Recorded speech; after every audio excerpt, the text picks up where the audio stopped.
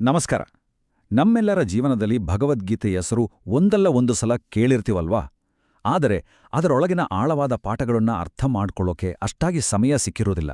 ಹಾಗಾದ್ರೆ ಬನ್ನಿ, ಈ ಮಹಾನ್ ಗ್ರಂಥದ ಸಾರಾಂಶವನ್ನ ತುಂಬಾನೇ ಸರಳವಾಗಿ ತಿಳಿದುಕೊಳ್ಳೋಣ.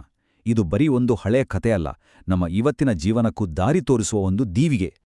ಮೊದಲಿಗೆ ಒಂದು ತುಂಬಾನೇ ಹೆಮ್ಮೆಯ ವಿಚಾರ. ಇತ್ತೀಚೆಗೆ ಏನಾಗಿದೆ ಅಂದ್ರೆ, ಯುನೆಸ್ಕೋ ಸಂಸ್ಥೆ ನಮ್ಮ ಭಗವದ್ಗೀತೆಯನ್ನ ತನ್ನ ಮೆಮರಿ ಆಫ್ ದ ವರ್ಲ್ಡ್ ರಿಜಿಸ್ಟರ್ಗೆ ಸೇರಿಸಿದೆ. ಇದು ನಿಜಕ್ಕೂ ಅದರ ಜಾಗತಿಕ ಮಹತ್ವವನ್ನ ಮತ್ತೊಮ್ಮೆ ಸಾಬೀತುಪಡಿಸಿದೆ. ಹಾಗಾದ್ರೆ ಇಷ್ಟೆಲ್ಲ ಮಹತ್ವ ಇರೋ ಈ ಗ್ರಂಥದಲ್ಲಿ ಅಂಥದ್ದೇನಿದೆ? ಬನ್ನಿ ನೋಡೋಣ. ಕತೆ ಶುರುವಾಗೋದೇ ಕುರುಕ್ಷೇತ್ರದ ಯುದ್ಧಭೂಮಿಯಿಂದ.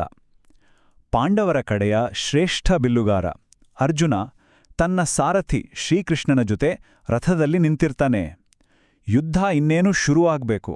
ಆ ಕ್ಷಣದಲ್ಲಿ ಅವನು ಒಂದು ದೊಡ್ಡ ಗೊಂದಲಕ್ಕೆ, ಒಂದು ಮಾನಸಿಕ ಬಿಕ್ಕಟ್ಟುಗೆ ಸಿಲುಕಿಬಿಡ್ತಾನೆ. ಅವನ ಮುಂದಿದ್ದ ಸವಾಲು ಏನಾದ್ರೂ ಸಣ್ಣದಾ? ಖಂಡಿತ ಇಲ್ಲ. ಎದುರಾಳಿ ಸೈನ್ಯದಲ್ಲಿ ನಿಂತಿರೋರು ಯಾರು? ಅವರೇ ಅವನ ಬಂಧುಗಳು, ಗುರುಗಳು, ಸ್ನೇಹಿತರು. ನೋಡಿ, ಒಬ್ಬ ಕ್ಷತ್ರಿಯನಾಗಿ ಯುದ್ಧ ಮಾಡೋದು ಅವನ ಕರ್ತವ್ಯ. ಆದರೆ ತನ್ನವರ ಮೇಲಿನ ಪ್ರೀತಿ, ಆ ಬಾಂಧವ್ಯ ಅವನನ್ನ ಹಿಂದೆ ಕಳೆಯುತ್ತಿತ್ತು. ಅಯ್ಯೋ, ನನ್ನ ಪ್ರೀತಿ ಪಾತ್ರರನ್ನೇ ನಾನು ಕೊಲ್ಲಬೇಕಾ ಅನ್ನೋ ಯೋಚನೆ ಬಂದ ತಕ್ಷಣ ಅರ್ಜುನನ ಧೈರ್ಯವೆಲ್ಲ ಕುಸಿದು ಹೋಗುತ್ತೆ.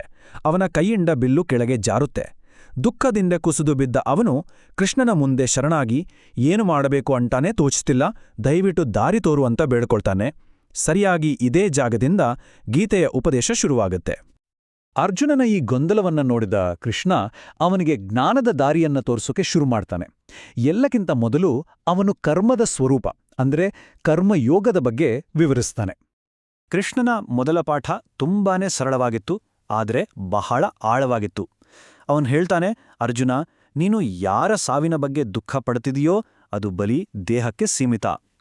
ಈ ದೇಹ ಇದೆಯಲ್ಲ, ಇದು ನಶ್ವರ, ಅಂದ್ರೆ ಒಂದಲ್ಲ ಒಂದು ದಿನ ನಾಶ ಆಗ್ಲೇಬೇಕು. ಆದರೆ ಆತ್ಮ ಇದೆಯಲ್ಲ, ಅದು ಅಮರ, ಅದನ್ನ ಯಾರೂ ಕೊಲ್ಲೋಕೆ ಸಾಧ್ಯವಿಲ್ಲ. ಹಾಗಾಗಿ ಈ ದೇಹಕ್ಕಾಗಿ ದುಃಖಿಸೋದು ವ್ಯರ್ಥ. ಹಾಗಾದ್ರೆ ಮಾಡಬೇಕಾದ್ದೇನು? ಅದಕ್ಕೆ ಕೃಷ್ಣ ಕರ್ಮಯೋಗದ 3 ಸೂತ್ರಗಳನ್ನ ಕೊಡ್ತಾನೆ. 1, ನಿನ್ನ ಕರ್ತವ್ಯ ಏನಿದೆಯೋ ಅದನ್ನ ನೀನು ಮಾಡು. 2, ಆ ಕೆಲಸದಿಂದ ಏನು ರಿಸಲ್ಟ್ ಬರುತ್ತೆ ಅಂತ ತಲೆ ಕೆಡಿಸ್ಕೊಳ್ಬೇಡ, ಫಲಾಪೇಕ್ಷೆಯಿಲ್ಲದೆ ಕೆಲಸ ಮಾಡು. 3, ಬಂದ ಫಲವನ್ನ ಭಗವಂತನಿಗೆ ಅರ್ಪಿಸ್ಬಿಡು. ಈ ರೀತಿ ಮಾಡಿದಾಗ ಮನಸ್ಸು ಶುದ್ಧವಾಗುತ್ತೆ ಮತ್ತು ಎಲ್ಲಾ ಬಂಧನಗಳಿಂದ ಮುಕ್ತಿ ಸಿಗುತ್ತೆ ಅಂತ ಹೇಳ್ತಾನೆ. ಕೇವಲ ಕರ್ಮಯೋಗ ಒಂದೇ ದಾರಿಯಲ್ಲ, ಆಧ್ಯಾತ್ಮಿಕ ಗುರಿಯನ್ನ ತಲುಪೋಕೆ ಬೇರೆ ದಾರಿಗಳು ಇವೆ ಅಂತ ಕೃಷ್ಣ ವಿವರಿಸ್ತಾನೆ. ಅವುಗಳೆಂದರೆ ಜ್ಞಾನದ ಮಾರ್ಗ ಮತ್ತು ಭಕ್ತಿಯ ಮಾರ್ಗ. ಆಧ್ಯಾತ್ಮಿಕ ಜ್ಞಾನ ಇದೆಯಲ್ಲ, ಅದು ನಮ್ಮ ನಿಜ ಸ್ವರೂಪ ಏನು ಅಂತ ಅರ್ಥ ಮಾಡ್ಕೊಳ್ಳೋಕ್ಕೆ ಸಹಾಯ ಮಾಡುತ್ತೆ. ಈ ಜ್ಞಾನ ಕೆಟ್ಟ ಕರ್ಮಗಳನ್ನು ಸುಟ್ಟಾಕುವಷ್ಟು ಶಕ್ತಿಶಾಲಿ. ಇನ್ನು ಭಕ್ತಿಯ ಮಾರ್ಗ, ಇದು ಅತ್ಯಂತ ಸುಲಭವಾದ ದಾರಿ ಅಂತಾರೆ. ಯಾವುದೇ ಆಸೆ ಇಲ್ಲದೆ ಶುದ್ಧ ಪ್ರೀತಿಯಿಂದ ದೇವರನ್ನ ನೆನೆದ್ರೆ ಸಾಕು, ಅವನು ಒಲಿತಾನೆ. ಎಲ್ಲಾ ಜೀವಿಗಳಲ್ಲಿ, ಪ್ರಕೃತಿಯಲ್ಲಿ, ನಮ್ಮ ಸುತ್ತ ನಡೆಯೋ ಎಲ್ಲದರಲ್ಲೂ ಆ ದೈವಿಕ ಶಕ್ತಿಯನ್ನ ಕಾಣೋದೇ ನಿಜವಾದ ಭಕ್ತಿ. ಮನುಷ್ಯನ ಸ್ವಭಾವವನ್ನ 3 ಗುಣಗಳು ನಿಯಂತ್ರಿಸ್ತವೆ ಅಂತ ಕೃಷ್ಣ ಹೇಳ್ತಾನೆ. ಮೊದಲನೇದು ಸತ್ವಗುಣ, ಇದು ಒಳ್ಳೆತನ ಮತ್ತು ಜ್ಞಾನವನ್ನ ಕೊಡುತ್ತೆ. 2ನೇದು ರಜಸ್ಸು, ಇದು ಆಸೆ ಮತ್ತು ಚಟುವಟಿಕೆಯನ್ನ ಹೆಚ್ಚಿಸುತ್ತೆ. 3ನೇದು ತಮಸ್ಸು, ಇದು ಅಜ್ಞಾನ ಮತ್ತು ಸೋಮಾರಿತನಕ್ಕೆ ಕಾರಣವಾಗುತ್ತೆ. ಈ 3 ಗುಣಗಳ ಪ್ರಭಾವದಿಂದ ಹೊರಗ್ಬಂದಾಗ ಮಾತ್ರ ನಿಜವಾದ ಮುಕ್ತಿ ಸಿಗೋಕೆ ಸಾಧ್ಯ. ಕೃಷ್ಣನ ಇಷ್ಟೆಲ್ಲ ಮಾತುಗಳನ್ನ ಕೇಳಿದ ಮೇಲೆ ಅರ್ಜುನನಿಗೆ ಒಂದು ಕುತೂಹಲ ಶುರುವಾಗತ್ತೆ. ತನ್ನ ಮುಂದೆ ಸಾರಥಿಯಾಗಿ ನಿಂತಿರೋ ಈ ಕೃಷ್ಣನ ನಿಜವಾದ ಆ ದೈವಿಕ ಸ್ವರೂಪವನ್ನ ನೋಡ್ಬೇಕು ಅನ್ನೋ ಒಂದು ಆಸೆ ಅವನಲ್ಲಿ ಹುಟ್ಟುಕೊಳ್ಳುತ್ತೆ. ಆಗ ಅರ್ಜುನ ಕೃಷ್ಣನಲ್ಲಿ, ನಿನ್ನ ಆ ದೈವಿಕ ರೂಪವನ್ನ, ವಿಶ್ವರೂಪವನ್ನ ನನಗೆ ತೋರಿಸು ಅಂತ ಬೇಡಿಕೊಳ್ಳುತ್ತಾನೆ. ಇದು ಗೀತೆಯ ಅತ್ಯಂತ ಪ್ರಮುಖ, ರೋಚಕವಾದ ಮತ್ತು ಎಲ್ಲರನ್ನೂ ಬೆರಗುಗೊಳಿಸುವ ಒಂದು ಘಟ್ಟ. ಅರ್ಜುನನ ಕೋರಿಕೆಯನ್ನ ಮನ್ನಿಸಿ ಶ್ರೀಕೃಷ್ಣನು ತನ್ನ ವಿಶ್ವರೂಪವನ್ನ, ಅಂದ್ರೆ ತನ್ನ ಬ್ರಹ್ಮಾಂಡದ ರೂಪವನ್ನೇ ಪ್ರದರ್ಶಿಸ್ತಾನೆ. ಅದು ನಮ್ಮ ಸಾಮಾನ್ಯ ಕಣ್ಣುಗಳಿಗೆ ಕಾಣೋಕೆ ಸಾಧ್ಯವೇ ಇಲ್ಲದ ಒಂದು ಅದ್ಭುತ ದೃಶ್ಯ. ಆ ವಿಶ್ವರೂಪದಲ್ಲಿ ಅರ್ಜುನ ಇಡೀ ಬ್ರಹ್ಮಾಂಡವನ್ನೇ ನೋಡ್ತಾನೆ. ಎಲ್ಲಾ ದೇವತೆಗಳು, ಸೃಷ್ಟಿಯ ಪ್ರತಿಯೊಂದು ಅಂಶವೂ ಕೃಷ್ಣನ ದೇಹದೊಳಗೆ ಕಾಣಿಸುತ್ತೆ. ಆದರೆ ಆ ರೂಪ ಬರೀ ಸುಂದರವಾಗಿರಲಿಲ್ಲ, ಅದು ಭಯಾನಕವಾಗಿತ್ತು.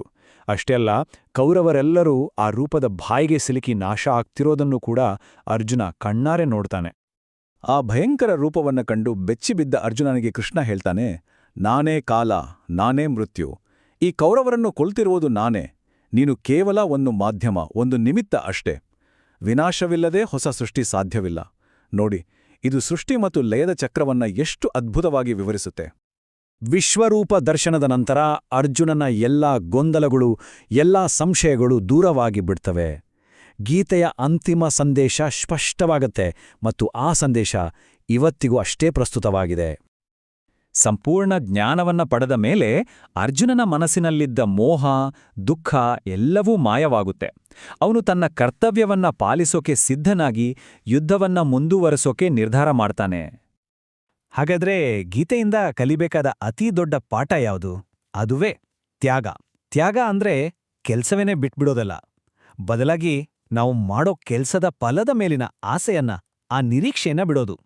ನಮ್ಮ ಕರ್ತವ್ಯವನ್ನ ನಾವು ಮಾಡಿ ಫಲವನ್ನ ಭಗವಂತನ್ಗೆ ಬಿಡೋದೇ ನಿಜವಾದ ತ್ಯಾಗ. ನೋಡಿ, ಗೀತೆಯು ಅರ್ಜುನನಿಗೆ ಯುದ್ಧಭೂಮಿಯಲ್ಲಿ ದಾರಿ ತೋರಿಸ್ತು. ಆದರೆ ಅದರ ಸಂದೇಶ ನಮಗೂ ಅನ್ವಯಿಸುತ್ತೆ. ನಮ್ಮ ವಿದ್ಯಾರ್ಥಿ ಜೀವನದಲ್ಲಿ, ವೃತ್ತಿ ಜೀವನದಲ್ಲಿ ಅಥವಾ ಕೌಟುಂಬಿಕ ಜೀವನದಲ್ಲಿ ನಮ್ಮ ನಿಜವಾದ ಕರ್ತವ್ಯ ಯಾವುದು ಮತ್ತು ಆ ಕರ್ತವ್ಯವನ್ನ ಯಾವುದೇ ಫಲಾಪೇಕ್ಷೆ ಇಲ್ಲದೆ ಒಂದು ಸಮರ್ಪಣಾ ಭಾವದಿಂದ ನಾವು ಹೇಗೆ ನಿರ್ವಹಿಸ್ಬೋದು? ಈ ಪ್ರಶ್ನೆಗಳೇ ಗೀತೆಯು ನಮಗಿಂದು ನೀಡುವ ದೊಡ್ಡ ಪಾಠ. ಸ್ವಲ್ಪ ಯೋಚನೆ. ನಮಸ್ಕಾರ.